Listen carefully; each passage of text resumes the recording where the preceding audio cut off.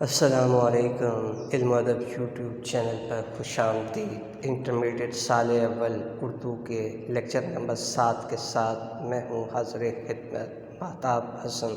اگر آپ کو یہ لیکچرز پسند آ رہے ہیں تو ہمارے چینل کو سبسکرائب کریں، ہماری ویڈیوز کو لائک کریں، کمنٹس میں اپنی رائے کا اظہار ضرور کیا کیجیے۔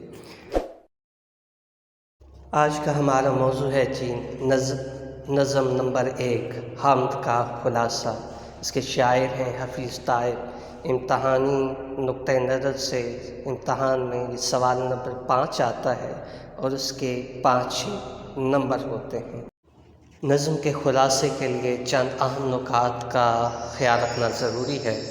پہلا پوائنٹ ہے خلاصہ نظم کے متن کے مطابق ہونا چاہیے، یعنی نظم کے جو اشعار میں جو بات ہوئی ہے وہی خلاصے میں ہونی چاہیے۔ دوسرا پوائنٹ ہے خلاصے میں غیر متعلقہ اور اضافی مواد نہیں ہونا چاہیے، یعنی کوئی قول، کوئی شعر وغیرہ جو ہے وہ موجود نہیں ہونا چاہیے خلاصے میں۔ تیسرا پوائنٹ ہے خلاصہ کم از کم 6 اور زیادہ سے زیادہ 12 سطروں پر مشتمل ہونا چاہیے۔ نیکسٹ پوائنٹ ہے نظم کا خلاصہ ایک ہی پیراگراف پر مشتمل ہونا چاہیے، یعنی نظم کا خلاصہ جو ہے وہ 2 یا 3 پیراگراف میں نہ ہو بلکہ ایک ہی پیراگراف پر مشتمل ہو۔ اب حمد کا خلاصہ ملاحظہ کیجیے۔ پوری دنیا اللہ تعالیٰ کے نظام کے ماتحت ہے، دنیا میں اسی کی ابدیت کا چرچا ہے۔ پہاڑ اس کی شان جلال کو ظاہر کرتے ہیں، جا بجا اس کی قدرت کے کرش پہ آیا ہیں۔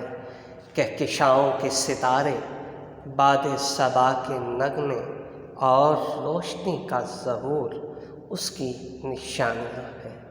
سیپ میں موتی بننے کا عمل اسی کے کرم سے ہے، اس کی وفا اور مہربانی سے کائنات کا نظام رواں ہے۔